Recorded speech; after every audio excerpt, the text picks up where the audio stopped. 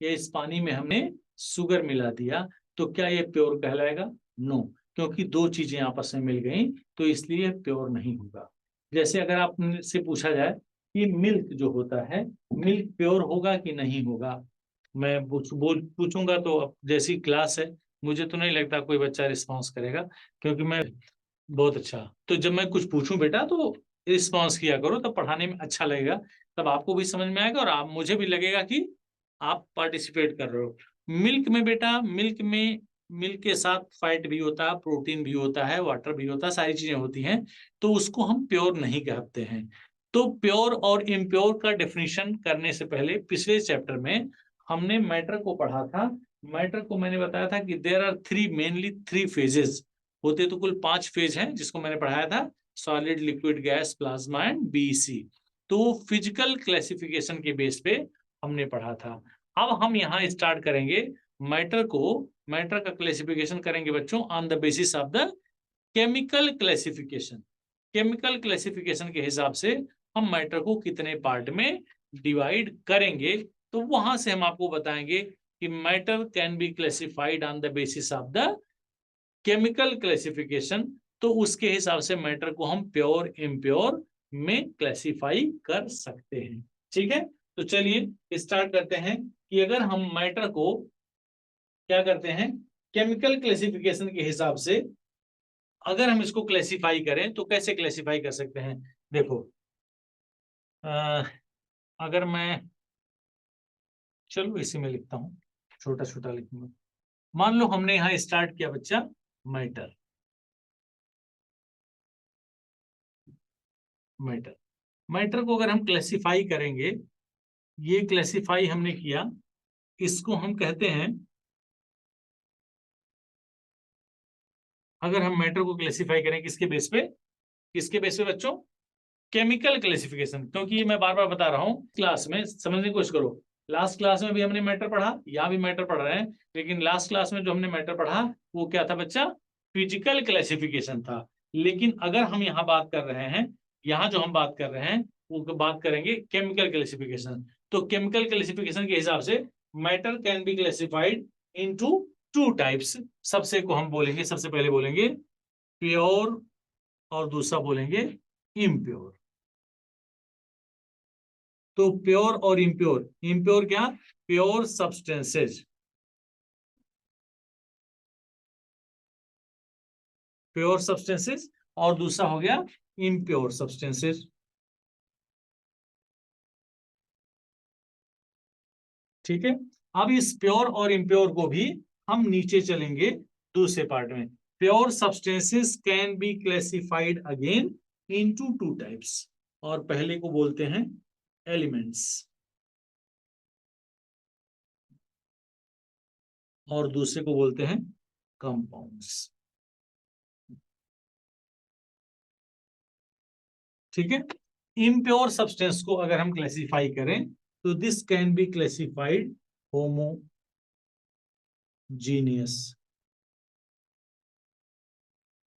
और दूसरे को बोलेंगे हेट्रोजीनियस।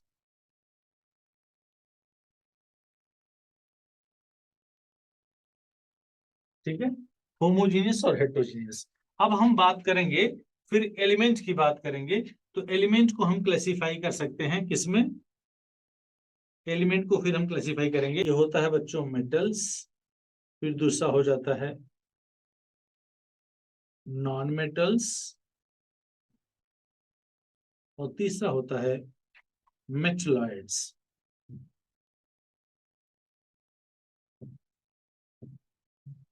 मेटल्स, नॉन मेटल्स और मेटलॉइड्स। अब अगर हम कंपाउंड की बात करें बेटा, तो compound can be classified into 2 types. Compound can be classified into 2 types, यहां लिख रहा हूं। एक को कहते हैं कौन सा? ऑर्गेनिक, और दूसरे को बोलेंगे इनऑर्गेनिक। पहले को बोलेंगे ऑर्गेनिक कंपाउंड और दूसरे को बोलेंगे इनऑर्गेनिक कंपाउंड। यहां लिख लेंगे ऑर्गेनिक कंपाउंड और इनऑर्गेनिक कंपाउंड्स। अब चलते हैं होमोजीनियस और हेट्रोजीनियस में। होमोजीनियस और हेट्रोजीनियस को अगर हम क्लासिफाई करें बेटा, तो ये होमोजीनियस जो होता है इसको हम कहते हैं, होमोजीनियस को एक ही टाइप से बोलेंगे, इसको बोलते हैं ट्रू सॉल्यूशन। क्या बोलेंगे? True solution. लेकिन अगर हम हेट्रोजीनियस को क्लासिफाई करें तो ये दो तरह में होता है। इसको लिखते हैं suspension. Suspension colloidal, COLLOIDAL, colloidal solution. तो ये केमिकल क्लासिफिकेशन में बेटा आज हम लोग इसी सब सारी चीजों के बारे में पढ़ेंगे कि मैटर किसके बेस पे क्लासिफाई किया गया, केमिकल क्लासिफिकेशन के बेस पे। तो ये प्योर और इम्प्योर में हम डिवाइड करेंगे। प्योर को कहते हैं एलिमेंट और कंपाउंड। एलिमेंट कितने तरह के होते हैं? मेटल्स हो सकते हैं, नॉन मेटल्स हो सकते हैं, मेटलाइड होंगे। कंपाउंड बेटा ऑर्गेनिक होंगे, इनऑर्गेनिक होंगे। ये इम्प्योर, होमोजीनियस और हेट्रोजीनियस, ट्रू सॉल्यूशन और सस्पेंशन। तो इसमें जितने पॉइंट्स दिख रहे हैं सारे पॉइंट्स के बारे में हम छोटे छोटे नोट्स बनाएंगे और सारे पॉइंट्स के बारे में जानेंगे। तो सबसे पहले इसको नोट करिए, फिर मैं अगला स्लाइड चलता हूँ। सबसे पहला इसमें जो हम पहला चीज पढ़ेंगे वो हम पढ़ेंगे बच्चों element. What are the elements? या what is element?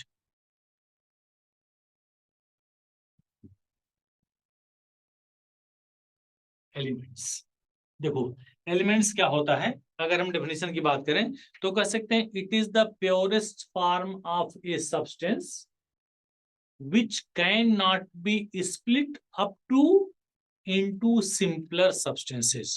एलिमेंट्स किसी भी सब्सटेंस के क्या होते हैं? सबसे प्योरेस्ट फॉर्म होते हैं और जो एक ही काइंड के एटम से मिलकर के बने होते हैं, which is made up of only one kind of the atom and which cannot be split, which cannot be split up to into the simpler substances। Yes है ना? तो इसको अगर हम डेफिनेशन लिखें, अगर हम इसका डेफिनेशन लिखें, लिख दूं कि लिख लोगे आप लोग? Elements are the purest form of a substance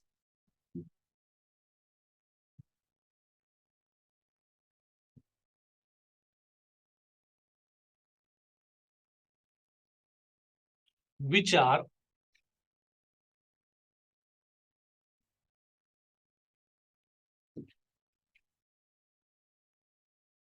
made up of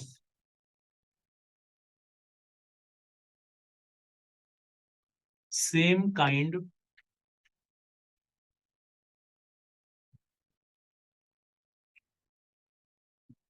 atoms and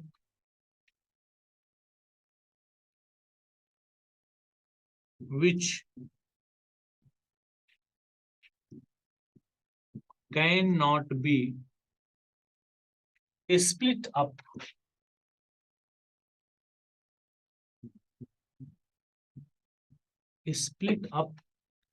into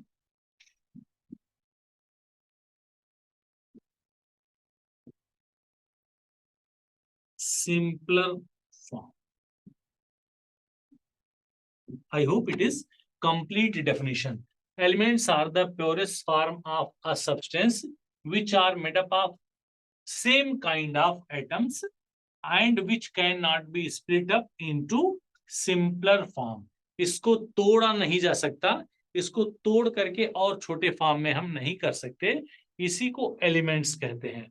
अब एलिमेंट्स एज यू हैव, ये सब लिखते रहना बेटा। एलिमेंट्स आपको पता है कि एलिमेंट्स को हम किस में करते हैं? मेटल्स, नॉन मेटल्स और मेटलाइट्स में। As you know there are, कुल कितने एलिमेंट्स बेटा? 118 elements are there in the periodic table।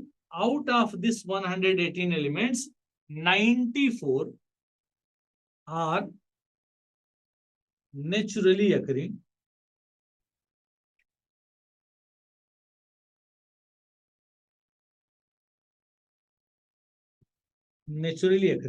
and इसी में जो बच रहा है कितना? 24 they are मैन मेड या सिंथेटिक। ये क्या हो गया बच्चा? Man made. ये ध्यान रखना कि 24 मैन मेड होते हैं और 94 नेचुरली अकरिंग होते हैं। लिख लिया आपने? और ये सारे के सारे जो एलिमेंट्स हैं 118 एलिमेंट, इसको आपने किसमें क्लासिफाई किया? ये मेटल्स भी हो सकते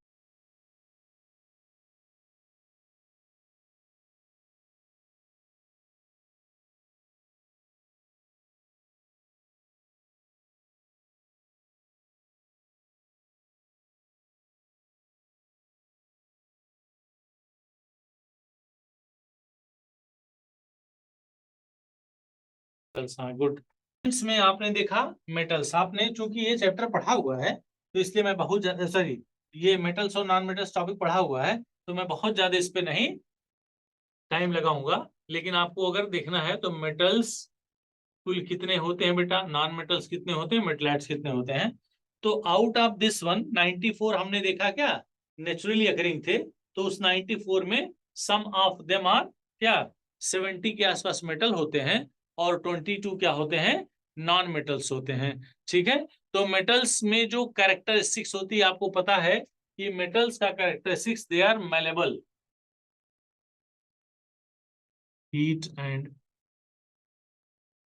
इलेक्ट्रिसिटी। और इसके अलावा और क्या होता है प्रॉपर्टी?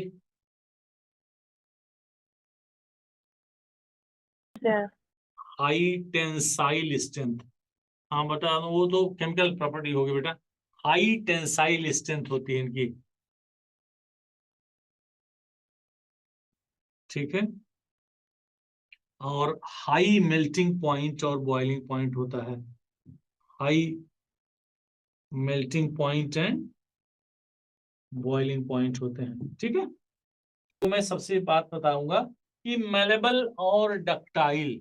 मेलेबल मतलब हो गया ductile and most malleable substance होता है गोल्ड। जो आपने बोला कि डक्टाइल जो होता है 1 ग्राम, 1 ग्राम, 1 ग्राम गोल्ड से करीब 2 किलोमीटर लंबा वायर खींचा जा सकता है। लस्ट्रस मतलब इसमें क्या होते हैं, चमक होती है। सोनोरस होते हैं, good conductor of heat and electricity होती है। हाई टेंसाइल स्ट्रेंथ होती है और हाई मेल्टिंग पॉइंट और बॉइलिंग पॉइंट होते हैं। मेटल्स का कैरेक्टरिस्टिक्स होता है बेटा जनरली दे आर सॉलिड्स। क्या होते हैं? Generally they are they are generally इसलिए लिख दिया हूं हमने, generally they are hard solids. हो गया। सोडियम और पोटेशियम जो होते हैं इसको हम सॉफ्ट सॉलिड बोलते हैं। ये होते तो हैं सॉलिड लेकिन सॉफ्ट होते हैं, इतने सॉफ्ट होते हैं that can be cut with the help of the knife. या एक्सेप्शंस में आपने क्या लिखा, Hg is found into liquid form. ठीक है, इसके अलावा भी कभी कभी पूछता है, लेकिन क्वेश्चन का नेचर समझो बेटा, ये दो चीजें बार बार पूछी जाएंगी कि मरकरी के अलावा कुछ और एलिमेंट हैं जो लिक्विड फॉर्म में पाए जाते हैं क्या? तो उसका आंसर क्या होगा? आंसर होगा गैलियम और आंसर होगा सीजियम। ये दोनों लिक्विड स्टेट में पाए तो जाते हैं रूम टेम्परेचर। ये ध्यान रखना कि अगर आपका टेम्परेचर मतलब इन दोनों एलिमेंट को अगर तुम अपने हथेली पे रख लो, पाम पे रख लो, तो ये इसका टेम्परेचर रूम टेम्परेचर से ज्यादा होता है। ऐसे कभी टच करो तो ये हीट महसूस होता है, तो इसका टेम्परेचर रूम टेम्परेचर से ज्यादा होगा। तो जैसे इस पे रखोगे ना गैलियम सीजियम, वो क्या हो जाएगा, मेल्ट हो जाएगा। और वो तो क्वेश्चन पूछेगा कि right the name of the metal which is found into the liquid at room temperature, तो ये हो गया Hg। और just above the room temperature, तो आप इसमें आंसर हो जाएगा गैलियम और सीजियम। इसको पॉइंट नोट करिए बेटा फटाफट।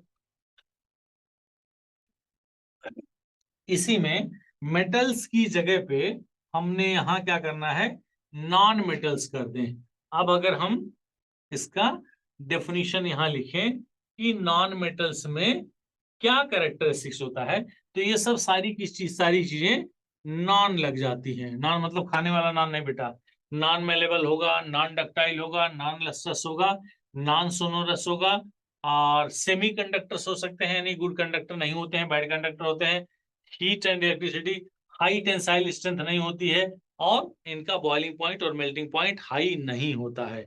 अब इसमें कुछ चीजें, इसका जो कैरेक्टरिस्टिक्स आपको जानना है, वो कैरेक्टरिस्टिक्स क्या होगा कि जो नॉन मेटल्स होते हैं बेटा ना, वो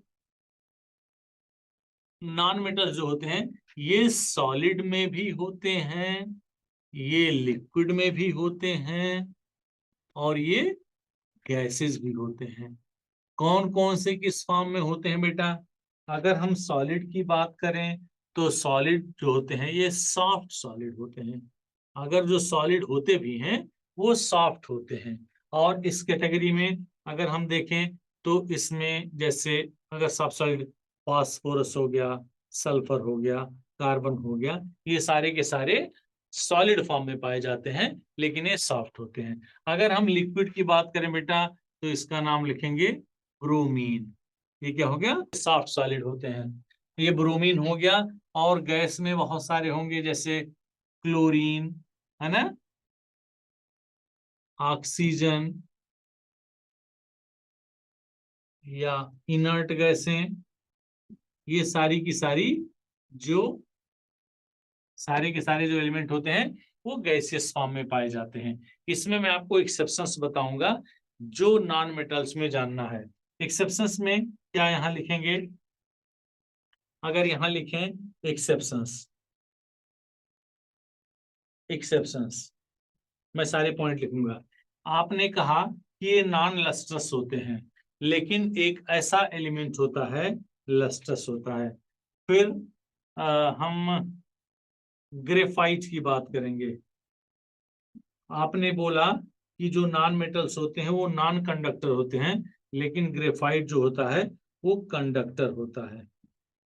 ग्रेफाइट जो होता है बेटा कंडक्टर होता है। ठीक है, तो ये इसके क्या हो गए? एक्सेप्शंस हो गए कि मेलेबल, नॉन मेलेबल होते हैं, नॉन डक्टाइल होते हैं, नॉन सोनोरस होते हैं, नॉन कंडक्टर होते हैं, लेकिन इसमें करता है वो कार्बन का एक एलोट्रॉप होता है। इसी तरह से ग्रेफाइट भी कार्बन का एलोट्रॉप है।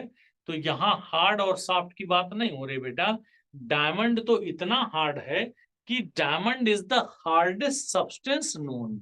अभी तक जितने सब्सटेंस प्राप्त हुए हैं उसमें डायमंड सबसे ज्यादा होता है, सबसे ज्यादा हार्ड होता है, इसलिए उसका यहाँ कंपेयर नहीं करेंगे। एक्सेप्शन ये बताया जाएगा कि जो ग्रेफाइट होता है वो कंडक्टिविटी शो करता है, तो that's why graphite is use for making the electrodes in the different cells. तो ये होंगे सॉलिड, लिक्विड और गैस। तो ये सारे के सारे नॉन मेटल्स के बारे में हमने लिखा, इसको नोट कर लो बेटा।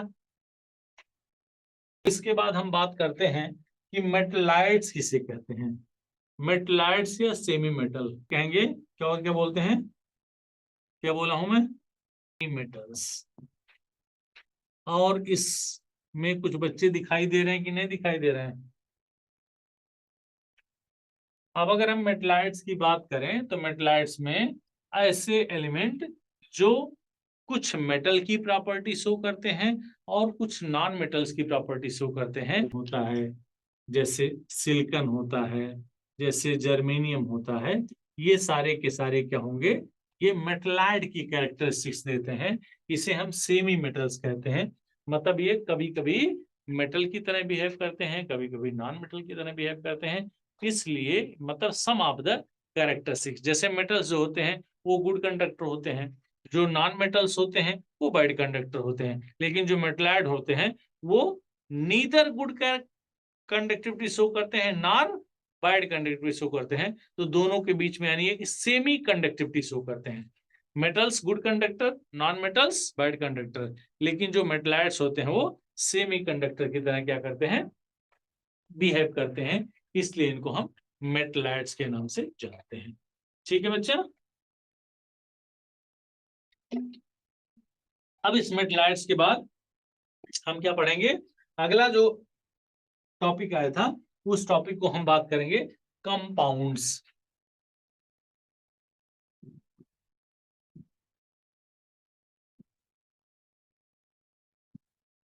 कंपाउंड्स अब अगर आपसे कहूं मैं कि कंपाउंड्स का डेफिनेशन लिखना है, तो देखो, compounds are the purest form of a substance which is made up of different type of the atoms which is formed by the two or more than two types of the atoms। वो same type के भी हो सकते हैं, वो different type के भी हो सकते हैं। अगर सेम टाइप के एलिमेंट से बना हुआ है तो मॉलिक्यूल कहलाता है, और डिफरेंट टाइप के एटम से मिलकर बना होता है तो उसको कंपाउंड कहते हैं। तो यहीं से हमने अभी डेफिनेशन लिखा था, ये देखो एलिमेंट्स का डेफिनेशन लिखा था। देखो, इस एलिमेंट्स को अगर हम यहां से एलिमेंट्स की जगह क्या करते हैं बच्चों, हम किसका डेफिनेशन लिखने जा रहे हैं, किसका लिखेंगे, इसकी जगह क्या लिखते हैं, कंपाउंड्स। इसमें मैं थोड़ा सा संशोधन करूंगा, तो यहां लिख देंगे compounds are the purest form of a substance which are made up of, क्या, यहां जहां सेम लिखा है वहां क्या लिखेंगे, which are made up of two or more, two or more, two or more, क्या, same or different kind of items, two or more, यहां लिखेंगे सेम और different kind of items and which can not be, यहां लिखेंगे which can be split up into simpler form by by chemical mean, by chemical mean, मतलब इसको किसी chemical process से हम क्या कर सकते हैं, तोड़ सकते हैं। तो compounds are the purest form of a substance which are made up of two or more than two kinds of item and which can split up into simpler form by chemical mean. Understood बच्चा? तो ये compound का definition, उसी में आपको क्या करना है, मॉडिफाई करना है। अब अगर हम कंपाउंड की बात करें तो compounds can be classified in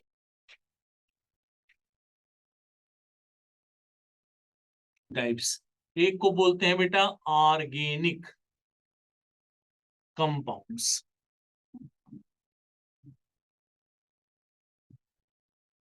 ठीक है। ऑर्गेनिक कंपाउंड्स क्या होगा, पहले इसको पढ़ लो फिर हम दूसरा बताएंगे कि ऑर्गेनिक। ऑर्गेनिक कंपाउंड्स का मतलब होता है बच्चा कि which are derived, organic compounds are derived from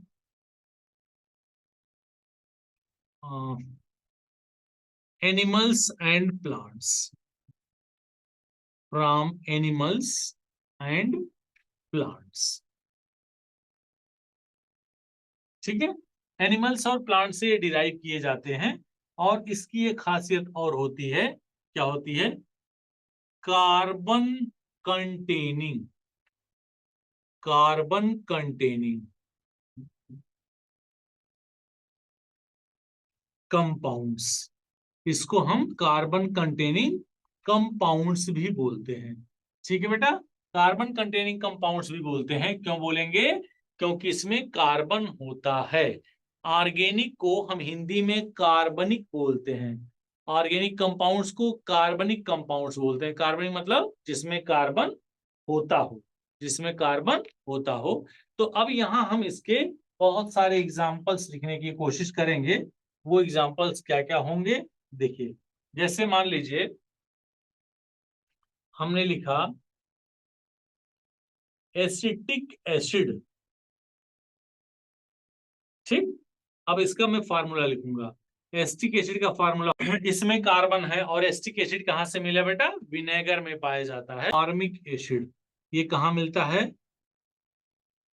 formic acid कहां प्राप्त होता है बेटा, बहुत अच्छा, जब चींटियां आपको काटती हैं तो चींटियों के काटने से जो पेन होता है, जो इरिटेशन होता है, वो इसी फॉर्मिक एसिड के कारण होता है।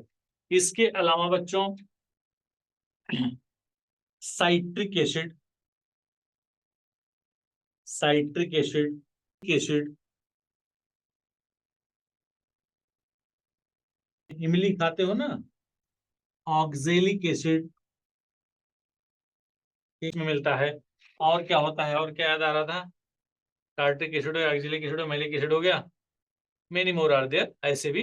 तो इन सब सारे के सारे एसिड्स में कार्बन होता है बच्चों, इसलिए इसे हम ऑर्गेनिक कंपाउंड्स के नाम से जानते हैं। ठीक है, ये पॉइंट्स लिख लो, सारे एग्जांपल्स लिख लो। नहीं होता है बेटा, ठीक है, ये सब एग्जांपल्स होते हैं ऑर्गेनिक के, लिख लो। हम दूसरे कंपाउंड की बात करें तो उसको कहते हैं इनऑर्गेनिक।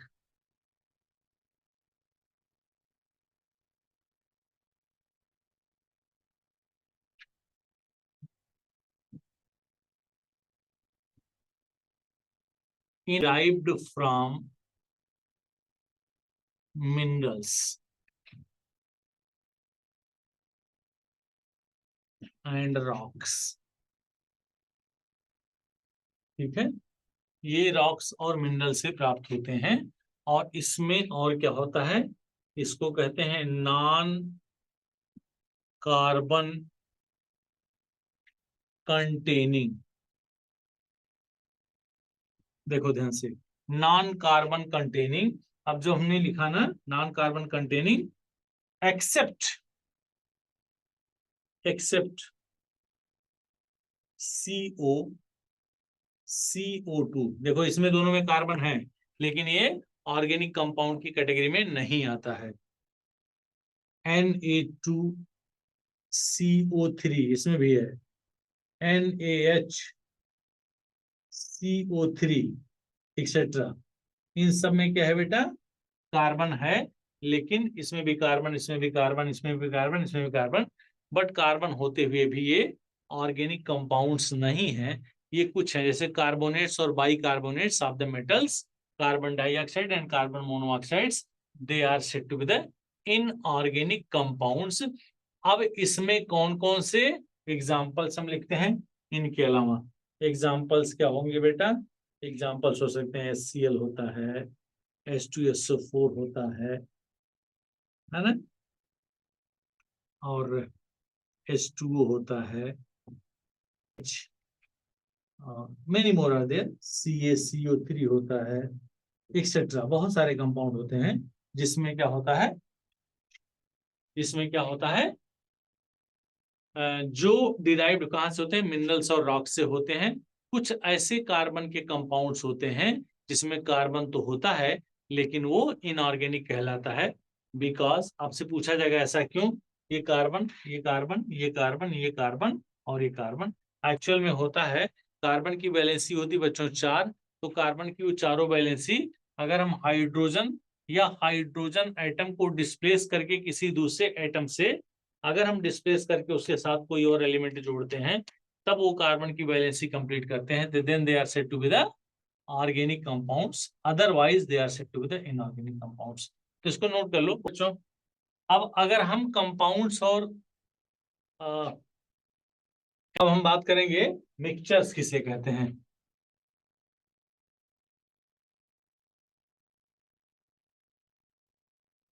मिक्सचर्स किसे कहते हैं, मिक्सचर्स का मतलब होता है बेटा कि कोई सब्सटेंस जो होता है वो दो या दो से अधिक चीजों को मिक्स करके बनाया गया, तो that is known as the mixtures. दो या दो से अधिक सब्सटेंस मिला दिए जाए किसी भी प्रोपोर्शन में, कोई जरूरी नहीं है कि उनका फिक्स प्रोपोर्शन हो, किसी भी प्रोपोर्शन में अगर उनको मिला दिया जाता है तो वो मिक्सचर्स कहलाते हैं।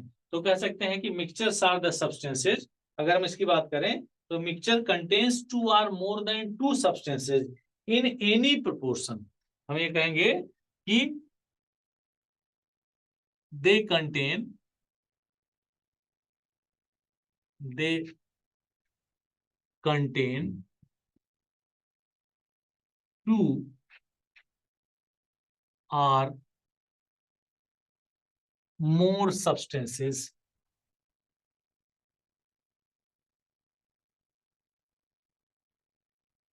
2 or more substances in any proportion, in any proportion,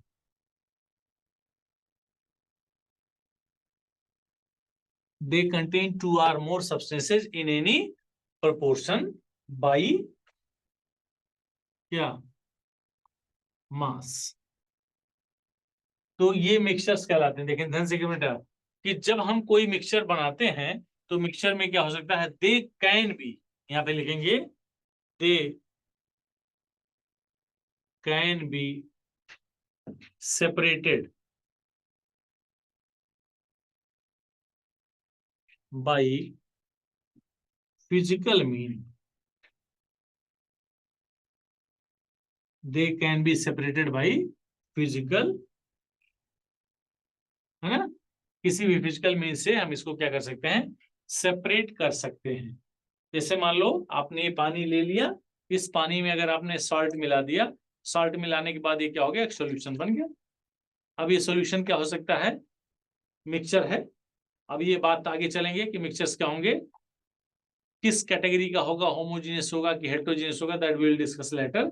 लेकिन इसमें से पानी और सॉल्ट या पानी या चीनी, हम इसको किसी भी फिजिकल मीन से क्या कर सकते हैं, अलग कर सकते हैं। नोट करिए इसको।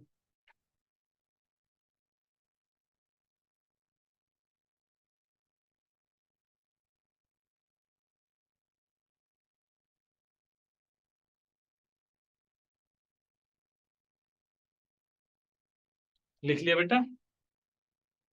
इसको हम दो पार्ट में डिवाइड करते हैं और ये दोनों पार्ट होता है, पहले को बोलते हैं होमोजीनियस और दूसरे को बोलते हैं हेट्रोजीनियस।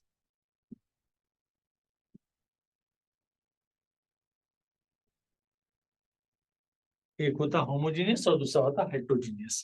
अब अगर हम होमोजीनियस की बात करें, होमोजीनियस का डेफिनेशन लिखें और हेट्रोजीनियस का डेफिनेशन लिखें, तो क्या हो सकता है कि homogeneous mixtures are the mixtures which mix uniformly. हमें कह सकते हैं कि mixture has uniform composition. Homogeneous mixtures क्या होगा, दे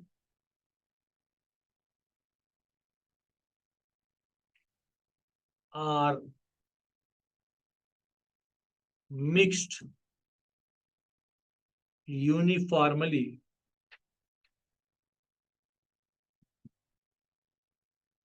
they are fixed uniformly throughout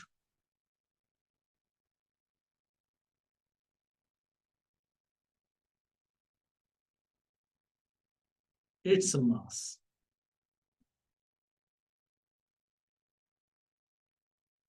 ठीक है, सुन रहे बच्चों मेरी बात। हम इसी को हेट्रोजीनियस की बात करें तो they are not mix uniformly.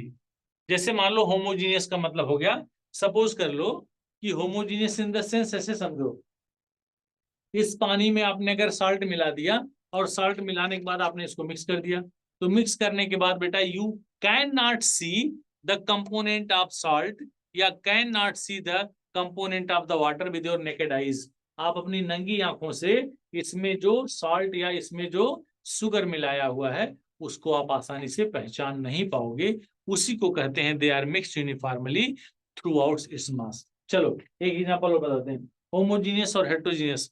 जब आप क्लास में बैठोगे अपनी क्लास में, तो क्लास में सपोज कर लो 40 बच्चे हैं, 50 बच्चे हैं, तो 40 बच्चे और 50 बच्चों में पीछे से कोई टीचर आकर के देखेगा और उसमें से किसी बच्चे को पहचानने की कोशिश करेगा कि बच्चा कहाँ बैठा है।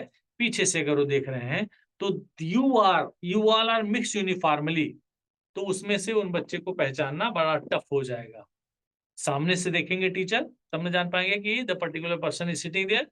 लेकिन अगर समझने की कोशिश करो, उसी क्लास में बहुत सारे 40 बच्चे बैठे हैं, उसी में एक बकरी ले जाके बैठा दो कहीं, गोट, ठीक है, और पीछे से टीचर आकर के देख लें तो क्या करेंगे, उसको आसानी से पहचान जाएंगे कि एमंग दिस वन, उन सारे के सारे बच्चों में एक बकरी बैठा हुआ है, तो उसको आसानी से पहचान जाएंगे। That's why it is said to be the heterogeneous. Homogeneous और हेट्रोजीनियस में यह अंतर होता है कि they are mix uniformly throughout its mass, और हेट्रोजीनियस का मतलब होता है they are not mix uniformly throughout its mass. ठीक है, तो जैसे होमोजीनियस का डेफिनेशन लिखा है वैसे हेटेरोजीनियस का लिखोगे, दे आर नॉट, क्या लगाएंगे, not mixed, not mixed uniformly,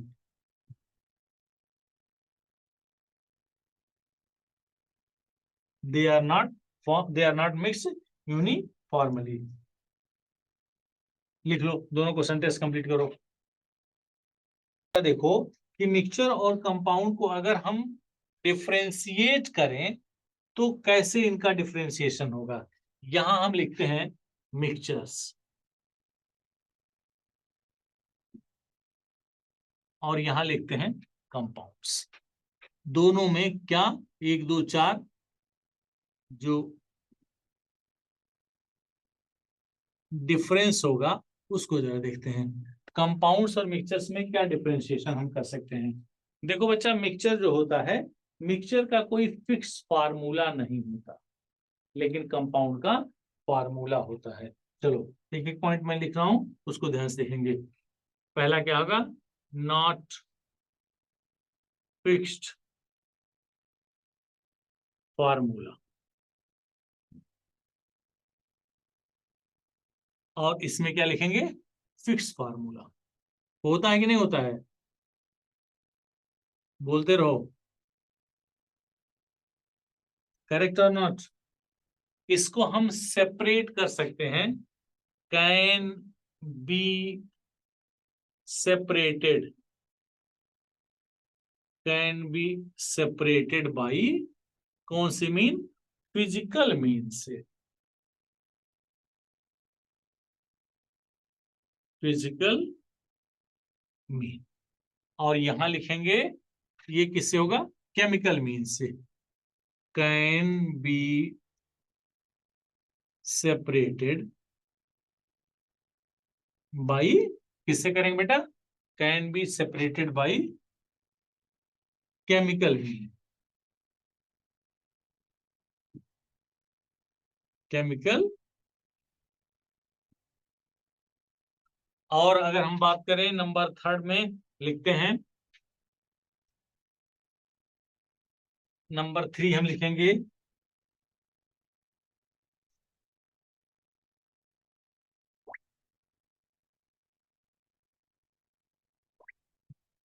have sharp melting point and boiling point. Sharp का मतलब हो गया कि जो कंपाउंड है उस कंपाउंड का मेल्टिंग पॉइंट और बॉइलिंग पॉइंट दोनों फिक्स होता है। लेकिन अगर हम मिक्सचर की बात करें तो क्या लिखेंगे, नॉट हैविंग शार्प, क्या, मेल्टिंग। ठीक है बेटा।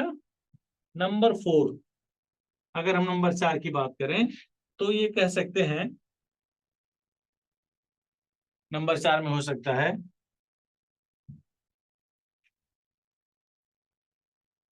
प्रॉपर्टीज, इसकी जो प्रॉपर्टी होगी,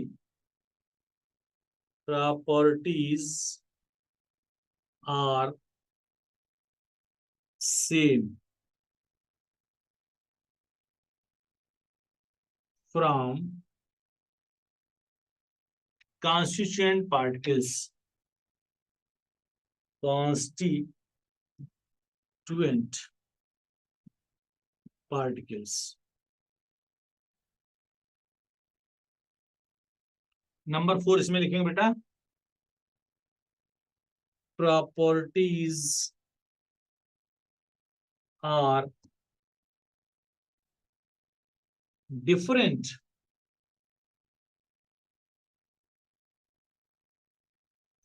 from constituent particles, constituent particles। कैसे होगा बेटा, मैं बताता हूं।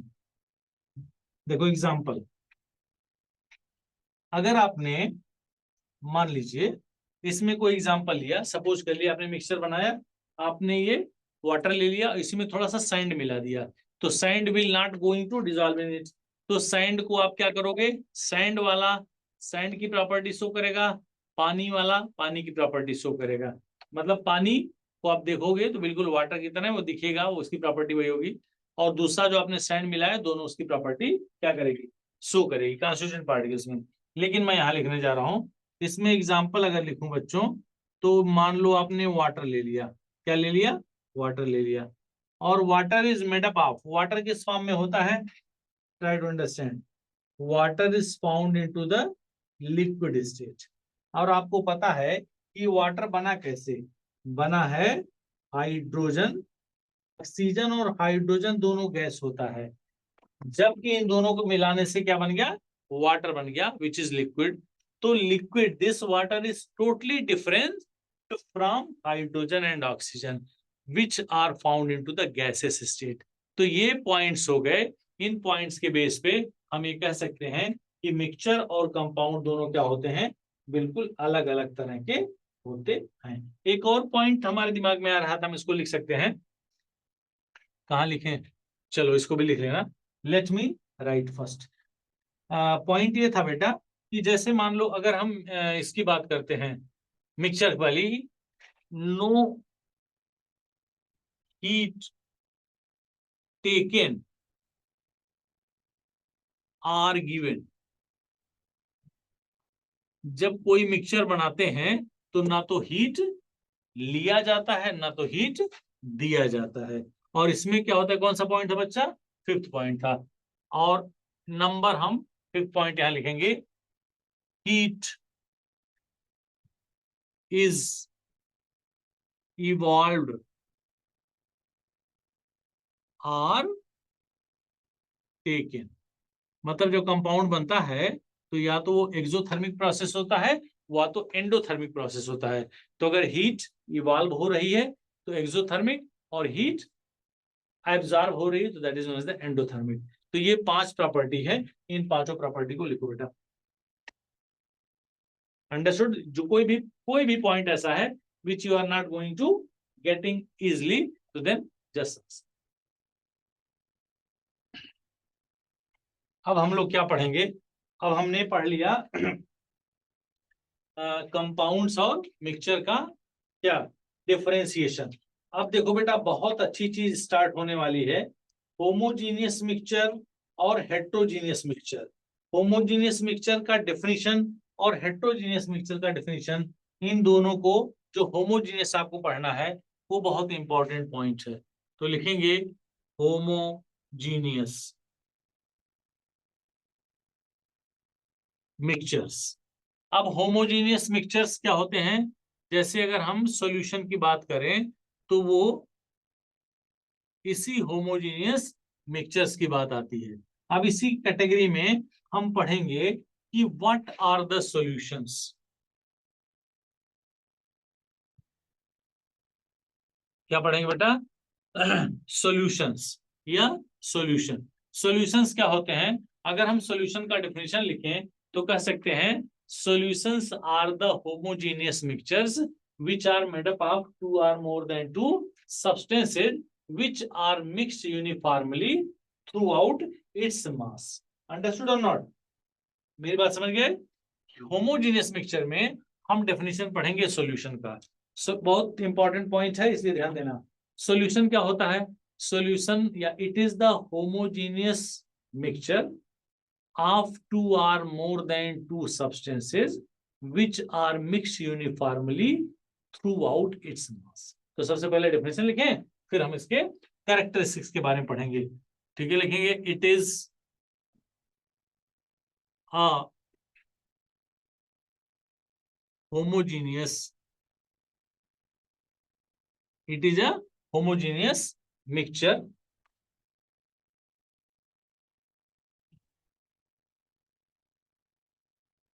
which is, या चूंकि यहां सॉल्यूशन लिखे हैं तो लिखेंगे विच आर। यहां देखो सेंटेंस में ध्यान देना, यहां हमने लिखा है सॉल्यूशन तो यहां लिखेंगे is. It is a homogeneous mixture which is made up of, which is made up of 2 or more substances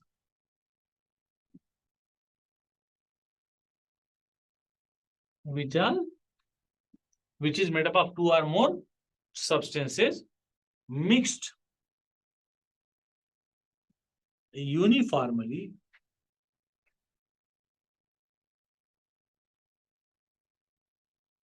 throughout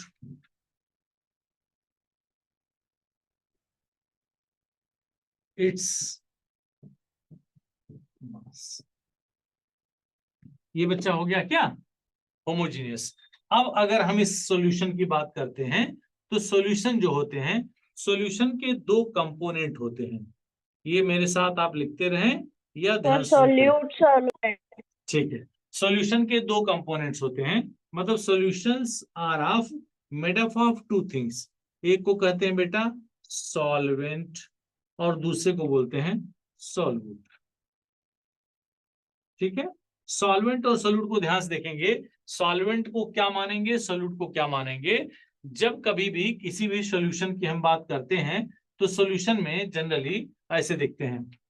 ये कोई सॉल्यूशन आप बना लिया और इस सॉल्यूशन में क्या है बेटा, मान लो ये आज ब्लू है, पानी पानी सानी सानी, कैसे गाना गाते तुम लोग? ये मान लो इसमें क्या है, हमने पानी ले लिया जो ब्लू कलर का दिख रहा है. ये हम सॉल्यूशन बनाने की कोशिश कर रहे हैं इसमें, और इसमें हमने क्या मिला दिया? क्या मिलाना चाहते हो बेटा? कोई रंगीन मटेरियल मिलाना चाहते हो? सपोज कर लिए इसमें कुछ मिला दिए, दूसरा कंपोनेंट जो है, कोई दूसरा कंपोनेंट मिला दिए which looks little bit lesser. तो इसमें आपने दो चीजें मिलाई. पहला चीज क्या था, ये जो येलो वाला पार्ट था और जो दूसरा वाला पार्ट था उसको अपने ब्लू कलर से बनाया था ना. ये देखो दो चीजें हमने लिखा. जो ज्यादा अमाउंट में था उसको कहते हैं सॉल्वेंट, और जो कम अमाउंट में था उसको आपने बोला सॉल्यूट. ठीक है. तो सॉल्यूट और सॉल्वेंट जब दोनों आपस में मिल गए तो इसको हम क्या बोलते हैं? सॉल्यूशन. क्या बोलेंगे बेटा? सॉल्यूशन. तो कह सकते हैं सॉल्यूशन का वह कंपोनेंट जो स्मॉलर अमाउंट में होता हो उसको हम सॉल्यूट बोलते हैं, और जो हायर अमाउंट में या लार्जर अमाउंट में होता है उसको हम सॉल्वेंट बोलते हैं. अंडरस्टूड? तो इसको नोट करो, फिर हम आगे चलते हैं कि सॉल्यूशन में और क्या पढ़ना है. Solutions are of 9 types. ध्यान से देखना, सॉल्यूशन कितने तरह के हो सकते हैं? 9 टाइप्स के सॉल्यूशन हो सकते हैं. कैसे बच्चा? आपने पिछली क्लास में पढ़ा था कि जो मैटर के फेज होते हैं वो सॉलिड होता है, और मैटर का फेज क्या होता है? लिक्विड होता है, और मैटर का जो फेज होता है वो गैस होता है मेनली. अब इसमें आपको ये देखना है कि सॉलिड अगर सॉलिड के साथ मिक्स होकर के सॉल्यूशन बनाता है तो वो एक सॉल्यूशन हो गया. सॉलिड लिक्विड के साथ बनाता है तो दूसरा, और सॉलिड गैस के साथ. इसी तरह से अगर हम लिक्विड का फिर करें, किसके साथ? लिक्विड को सॉलिड के साथ मिला दें, लिक्विड को लिक्विड के साथ मिला दें, लिक्विड को गैस के साथ मिला दें, ये हो गया. और अगर हम गैस को फिर किसके साथ मिला दें? सॉलिड के साथ, इसको लिक्विड के साथ, और इसको गैस के साथ. ध्यान से देखना. तो अब इसमें आपको बारी बारी से चेक करना होगा. There are 9 types. सॉलिड से सॉलिड, सॉलिड से लिक्विड, सॉलिड में गैस, लिक्विड से सॉलिड, लिक्विड से लिक्विड, लिक्विड से गैस, गैस से सॉलिड, गैस से लिक्विड, गैस से गैस. तो यहां आप लिख लेंगे 9 टाइप्स. कितने हो गए बेटा? 9 types of solutions are there. तो कुल मिला के कितने सॉल्यूशंस बन सकते हैं? 9 टाइप्स के। अब कहोगे कि सर सॉलिड से आपने लिक्विड लिखा, फिर आपने लिक्विड से सॉलिड लिखा। ट्राई टू अंडरस्टैंड बेटा, सॉलिड से लिक्विड और लिक्विड से सॉलिड, एक बार आपको सॉलिड को सॉल्वेंट रखना है और एक बार आपको लिक्विड को सॉल्वेंट रखना। ध्यान देना मेरी बात कि आप इन दोनों को एक ही चीज नहीं बना पाओगे। सॉलिड से लिक्विड यहां भी लिखा है और लिक्विड से सॉलिड यहां भी लिखा है, तो डोंट मेक इट वन। ये सॉलिड को आपने लिक्विड में डिसॉल्व किया, ट्राई टू अंडरस्टैंड। सॉलिड को आपने किस में डिसॉल्व किया? लिक्विड में। और यहां लिक्विड को आपने किस में डिसॉल्व किया बच्चा? सॉलिड में डिसॉल्व किया। तो ये दोनों अलग अलग टाइप के सॉल्यूशन बनेंगे। तो इस तरह से कुल मिला के कितने टाइप के सॉल्यूशन बन गए? 9 types of the solutions are possible. Note कर लिया? नोट कर लिया? तो सॉल्यूशन कितने टाइप के हो सकते हैं, कैसे कैसे हो सकते हैं? Solutions can be aqueous, AQUEOUS, aqueous solution, ठीक है। दूसरा हो सकता है अनसैचुरेटेड सॉल्यूशन, अनसैचुरेटेड सॉल्यूशन। तीसरा हो सकता है सैचुरेटेड सॉल्यूशन, सैचुरेटेड सॉल्यूशन, ठीक है। और फिर एक और हो सकता है बेटा super saturated, super saturated, super saturated solution, ठीक है ना। Unsaturated, aqueous, aqueous solutions, unsaturated, saturated और सुपर सैचुरेटेड। अब आपके पास टाइम नहीं है, इसलिए इन चारों का डेफिनेशन मैं अगली क्लास में बताऊंगा कि ये चारों ही किस टाइप के डेफिनेशंस, चारों ही किस किस टाइप के सॉल्यूशंस कहलाते हैं। इसको हम लोग अगली क्लास में लिखेंगे।